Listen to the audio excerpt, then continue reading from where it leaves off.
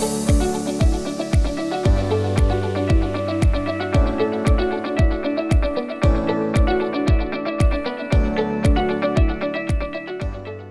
everyone, and welcome to another episode of JN's Own Sweet Home. I'm your host, Jillian Jackson, Senior Business Advisor at the Jamaica National Group. In the last episode, we discussed the first steps involved in your journey towards home ownership. This included saving for your deposit and other related costs, reducing your debt, checking your credit history, and getting pre approved. Now, this week, we want to take things a little bit further. So let's say you've saved for your deposit, you've reduced your debt, you've gotten your pre-approval from JN Bank, and now you're ready to hunt for your house and apply for your mortgage. What are the next steps involved in getting into your dream home? Well, we have the answers for you today. So, on this week's episode, we'll tell you about the documents that you need to apply for a mortgage and how to find a property that's right for you, and how you can combine your JN Bank mortgage with your NHT benefits. All right. So, joining me for today's discussion, I have a lovely panel, including Miss Tanya Lindo. Hi, Jillian. Nice to be here. Thanks for inviting me. All right, thank you. Dwayne Burbick, he's the manager of corporate and public affairs at the National Housing Trust. Hi, Jillian. Thanks very much for having me. Thanks, Dwayne, for joining us. We also have Judy Benjamin from Benjamin's Realty Services. Thank you. Thank you for having me also. And Kayla Menz from Watson Menz and Co. Hi, Julian. Thanks for having me here today. All right, and Kayla is our attorney at law. Welcome again to all, and thank you so much for joining us today. Before we get into this discussion, I'd like to give a special shout out to our viewers who are tuning in on all JN social media platforms, YouTube, Instagram, and Facebook. So if you missed our first episode, you can catch it on any of our social media platforms. Also, drop us a comment in this episode. Tell us your name and location. We'd love to hear from you and hear what's going on in your home ownership journey. I'm going to start off with our realtor, Judy. Judy, as a realtor who's been in business for many years, what kind of advice do you have for potential home buyers when they're house hunting? Like, what should they look for when buying a house, and how do they know when a property is right for them? Thank you, Jillian. That's not such an easy question to answer. So if you're a first-time buyer, what you need will be different from if you're a second or third-time buyer. So let's start with the first-time buyers. The first-time buyer, after you have your pre-approval letter, you're going to look at that amount that you're able to borrow. You may have other money, but whatever you're able to spend, you're going to be in that bracket. You're not going to look over. You're not going to look too far under. Because if you look over, a lot of times you'll see something that suits you and you won't be able to afford it, and then you're going to feel disheartened. Yeah. So you're going to look in the bracket that you're in.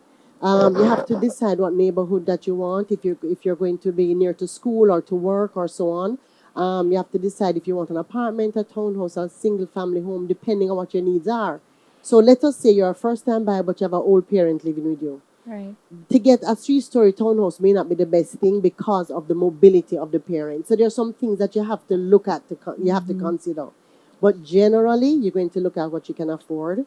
You're going to look at what your needs are in terms of your movement. So what neighborhood is best for you.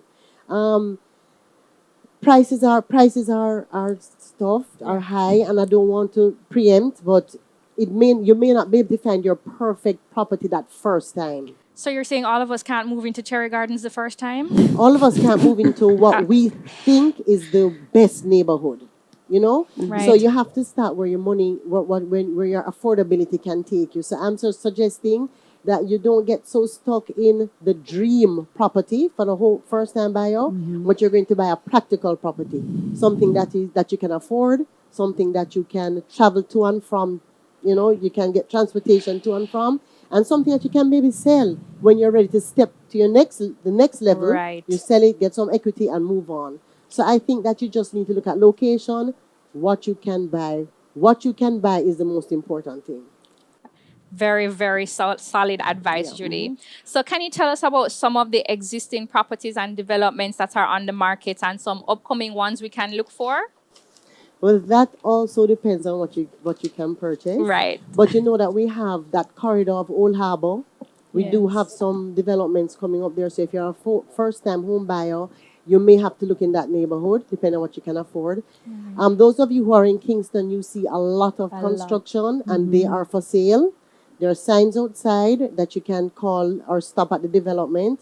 So I think that the first-time homeowner is looking for what we would call first time buyers, those kind of units that Right. right now we're finding them along in pockets of Bogwalk, Linstead, in pockets of Old Harbor. That's where we find it, just outside of Kingston. And you may have to invest in that at first. Areas of Portmore, if you can afford that also.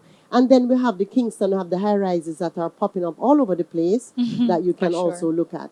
But do not underestimate the benefit of the highway that it has brought to us. So there are some people who are looking at more of the Mandeville side because they can travel to Kingston, or you can look at the Oteria side because you can travel to Kingston. So really, the Brilliant. highway has made a lot of areas now accessible to home ownership. Very great advice, and listeners and viewers, you should take that advice and think outside of the outskirts of Kingston in looking for your first time home. Yeah. Dwayne, Judy had given us a look at or a feel of some of the private developments currently on the market. But as our viewers would know, NHT also does developments. Tell us about those developments. All right, you're testing my memory, Gillian. But I can say though we have developments in almost every parish, with the exception of Portland. We're looking for land in Portland. So if you're in Portland and you have land, you can sell us. We're interested in buying to do a development out there. But we have a presence currently in every parish, every other parish. And that's because we've really looked at our housing program over the last 4 years, look at where we have lands in our land bank, look at where our housing demand survey says the needs are, and we've really accelerated that housing program. And this financial year just ending, we would have started construction on 23,000 houses Wow. over a 4 year period. By any measuring tool, that is a quantum leap in terms of the number of solutions that we will be able to put on the market. So persons can stay tuned to our social media pages, and you will see us list them in the coming months. I know you also list them on your website. So Definitely. NHT's website is a go-to for many persons who are looking for that first-time home as well. Dwayne, another question for you. Some persons who are listening, they might not know. They see NHT come out of the pay, but they don't know what NHT is for. And NHT has so many benefits, but give us a synopsis of the benefits of using your the NHT benefit. You're quite right. It comes out of your salary every month, and I like to say it's not a tax, but it really No. is a savings tool because it can be used for so many things. One of the points you would have addressed in your introduction was those costs as it relates to deposit, closing costs, surveyor's fee. Not to scare you, but all those fees associated with the purchase of a home.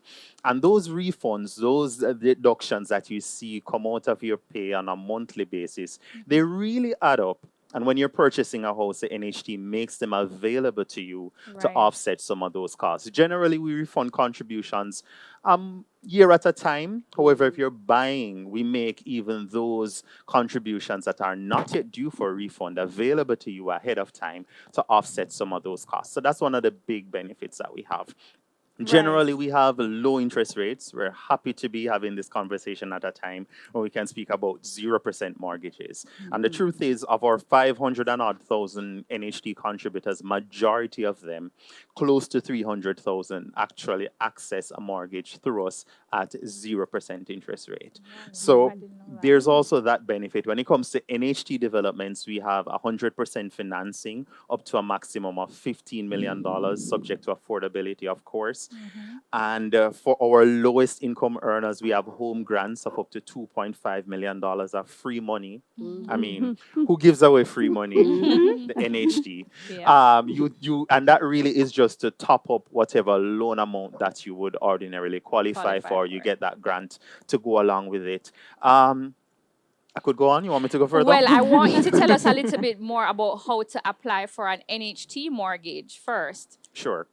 All right. So the NHT has two types of mortgages. We have the mortgages for our open market mortgagers. Those are individuals who see properties not being sold by the NHT and they're interested in buying it. However, they still need to access that NHT 6.5 million. Yes, you can. It's yours. You can access it. So for those persons who are purchasing on the open market, it's a matter of coming into us determining affordability. We had that point made by Judy earlier. Once you determine how much you can borrow, the NHT will make those funds available to you depending on the purpose. There is some difference in terms of paperwork, but we want to establish first and foremost that you qualify. You've made those contributions, you're qualified, you're eligible, and of course, you have the wherewithal to be able to repay that loan. Yes, you pay your NHT on a monthly basis, Yes. but remember, it is a loan that the NHT is giving you, and that loan is conditional to your ability to repay. And for persons who are looking for NHT projects, we advertise them when they are available. Persons generally can apply online. Right. Another one of the things we're proud of. Yes. Not too much paper. You can stay in the comfort of your home, anywhere you are, and put in that application when we say put in that application. And not much hassle there in terms of those persons who are applying for NHT mortgages. Tanya, we'd like to hear from you as well on the mortgage application process. So NHT has their mortgage. JN also, of course, offers mortgages. So tell us, how do we go about getting a mortgage from JN Bank? Right. So, Gillian, as we have discussed before, persons would have gotten pre-approved Right. and now search for their property, and Judy would have found them a nice home. And they are now ready to purchase. So there are some documents that they would need to, additional documents that they would need to provide us with. And they can apply jointly with the NHT. Right. And we make it quite easy for them to apply jointly with the NHT. So they don't need to go to the NHT to do that Portion. processing. We will process that aspect of it here at At JN.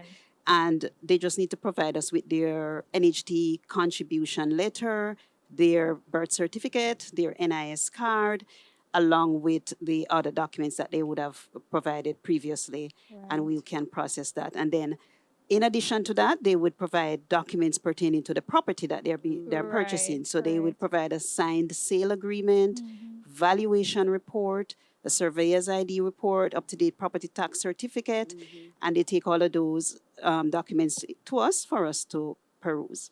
Great. And how long after I've submitted all of these documents, per se, will I be able to move into my house? No, that's it varies. Yes. It varies. The process varies, and we say to the member that after being approved, after we have submitted a loan for approval, after being approved, it can take up to 3 to 4 weeks for disbursement, where they will actually get their keys and move into their homes. But that time period can vary depending on other circumstances. Right. And I know it does vary based on some of the documents that you said we needed, the valuation report, the surveyor's report. Right. They have to really assess those documents to ensure that the property that you're applying for is in good standing. Right. Kayla, to you Julia. now. Some people say, I don't need a lawyer to buy a house. Why do I need a lawyer to buy a house? So do we really need one? Well, I'm sure you know the saying, prevention is better than the cure. Yes.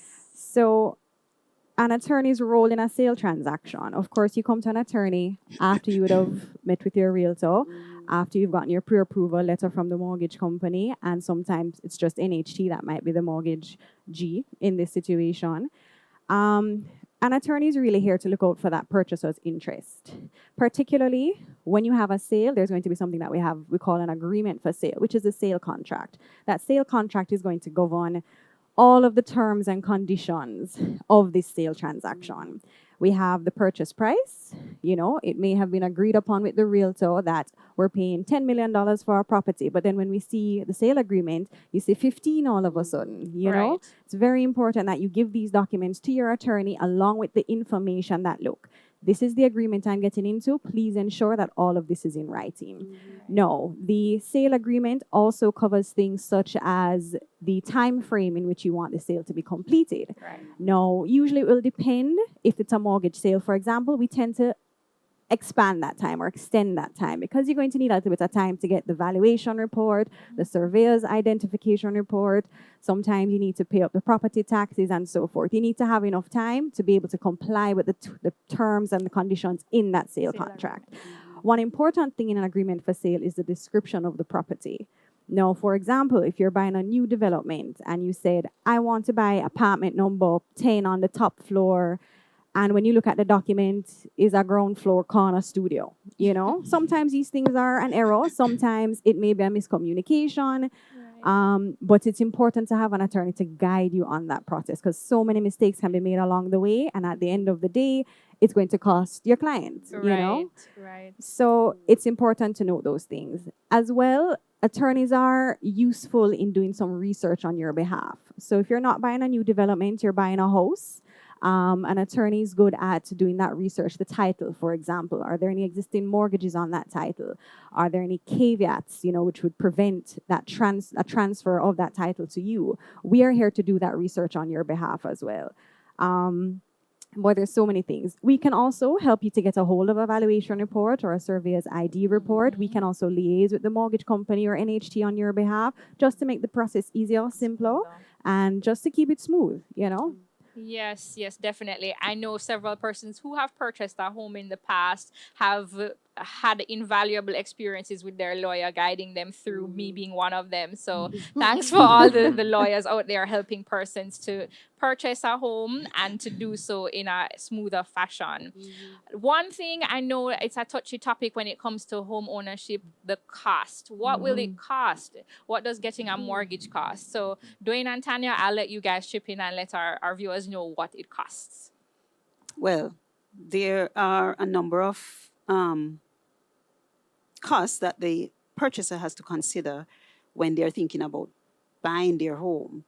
Now, let's say, for instance, person is thinking about a home for $10 million and the deposit is 5%. That's 500,000. So they need to have 500,000 right there for the deposit. And then there are other fees, other costs that they would need to have as well. The costs associated with on the vendor side, which can be explained, and there is also mortgage related costs. So that's the closing costs that persons would need to have as well when and there are costs involved in getting a valuation report done, getting a surveyor's report done, and it is advisable that persons have their own attorney when they're purchasing. So there's a cost for attorney fee cost as well that they need to consider. Right. And in addition to what Tanya said, on that topic of cost as well, a mortgage is personal.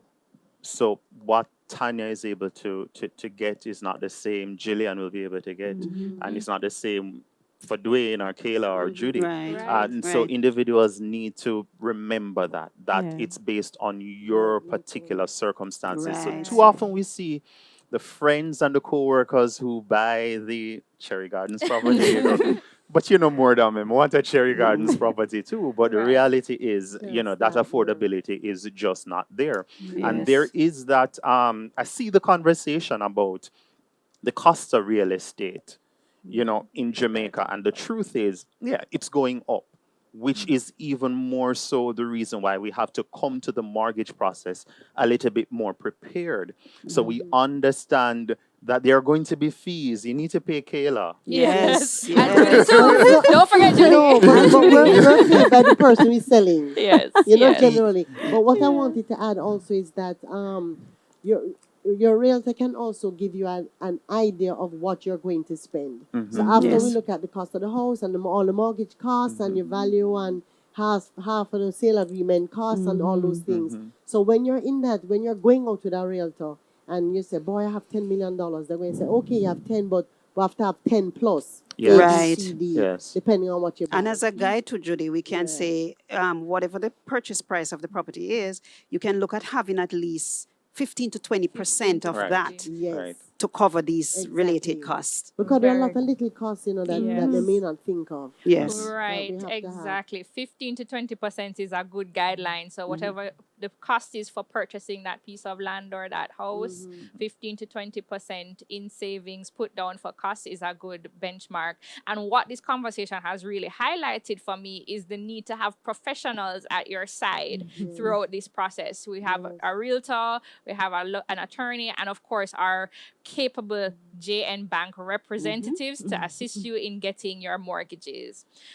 This discussion was really riveting. Judy, you have I have something to one more. Go ahead, Judy. No, what I'm saying is when Kayla mentioned the sale agreement and the terms of it, so your realtor is going to do an offer to purchase for you that you're going to sign off on. Right. So that will give your TRN number with no errors, hopefully. So it makes Kayla's life easier. It gives a proper description of the parcel that you're buying, volume and phone number. Right. It gives the name of your attorney and all the information. So when we send that to Kayla, she has all the information. It's just to cross-check it with you Right. to make sure that it's correct. And then And you sign it. So somebody can't now say, oh, I never said I was going to pay 10 million. I was only going to pay 8. that's true. You have it here signed saying that I'm willing to pay X amount for it. So a lot of people still want to just tell them what I'll pay. Those days are over. Over. Yeah. Those days are over. As a responsible professionals, we have to give Kayla something that she can work with that has been agreed on by the two parties. Right. And know? then in addition to those things as well, we'll also outline costs. Costs are Yes. usually outlined within that sale agreement. Right. So you'll have the deposit amount. Now, in some instances, that deposit is coming out of your pocket. And the balance of that purchase price is what you would be getting the mortgage for. So, for example, if your deposit, which is usually a standard 10%, sometimes now that we've had things like transfer tax and stamp duty that has been significantly reduced in the last 2 years, you find that you may not necessarily have to pay 10% up front. So, of course, that's a little bit more money in your pocket to start Right. off. And then going forward from there now, you're going to have your attorney's fees. Yes, of course, that's something you will negotiate with your attorney. You will also have other miscellaneous costs, such as we call them letters of possession. And at the very end of the sale process, this is something that an attorney will draft, which is just a courtesy letter to people like JPS, NHT, Water Commission, NWC. Land Valuations Department, which is just a letter saying that, look, John Brown is now the new owner of this property. Would you be so kind to enter into an agreement, a contract with him for the provision of so forth and so forth. Right. But in addition to that, another important thing in the sale agreement is that it's going to outline how much time you have to get your mortgage approval.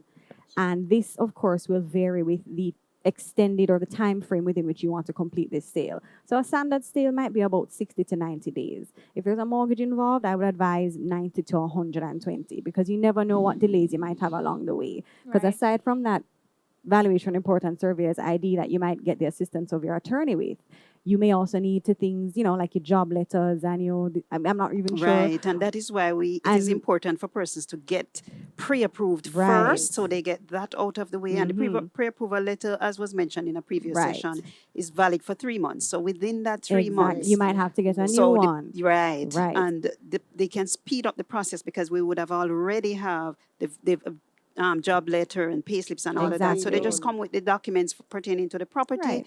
and we process. And at JN, we do that very quickly. Once we have all the documents in You hand, process. we will process the loan application. Sometimes overnight, within a Right. day, the application is ready for persons to sign and submit. Right. And once you've gotten those costs together, an attorney will usually put together a statement of account for you. I Right. try to give them an estimated one before they sign the sale agreement, simply because I want them to know, look, the purchase price might be X, but you're going to need to account for all of these additional fees, including my fees. If it's the vendor, they may have to pay the realtor as well.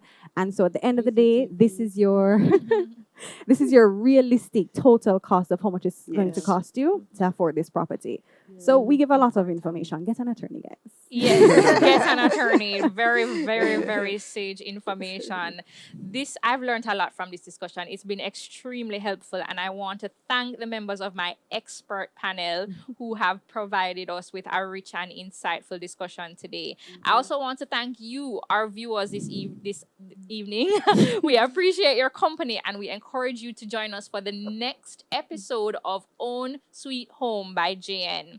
For further information on our mortgage products, please visit our website, www.jnbank.com.